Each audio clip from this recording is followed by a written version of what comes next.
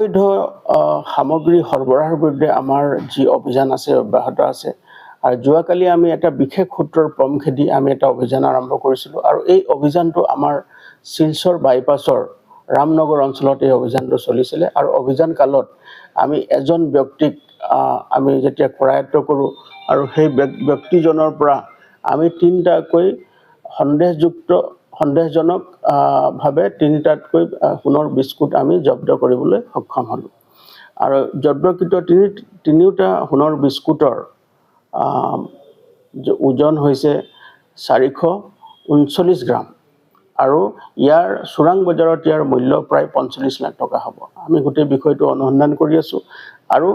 এজন ব্যক্তি যাক আমি গ্ৰেপ্তাৰ কৰিছোঁ তেওঁৰ নাম হ'ল খামনেও মুণ্ডুৱা।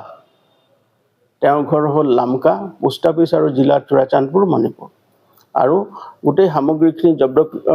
সামগ্ৰীখিনি আমি ইণ্ডিপেণ্ডেণ্ট উইটনেছৰ উপস্থিতিত আমি সামগ্ৰীখিনি জব্দ কৰোঁ আৰু বৰ্তমান আমাৰ এই অভিযান আমি চলাই গৈছোঁ আৰু ইয়াৰ লগত সম্পৰ্কিত থকা যি ব্যক্তি আছে তেওঁলোকক যাতে আমি শীঘ্ৰে কৰায়ত্ব কৰি কঠোৰতম আইনগত ব্যৱস্থা তেওঁৰ বিৰুদ্ধে তেওঁলোকৰ বিৰুদ্ধে ল'ব পাৰোঁ তাৰ কাৰণে আমি তৎপৰ হৈ আছোঁ। প্ৰাৰম্ভিক তদন্ত কালত দেখা গৈছে যে এই সামগ্ৰীখিনি চুবুৰীয়া ৰাজ্যৰ পৰা আমাৰ জিলালৈ আহিছিলে আৰু ৰামনগৰ ISBT অঞ্চলত এই সামগ্ৰীখিনি কোনোবা এটা এজেণ্টৰ হাতত তেওঁলোকে এইটো গতাই দিয়াৰ তেওঁলোকৰ পৰিকল্পনা আছিলে। গতিকে আমি সেই বিষয়টো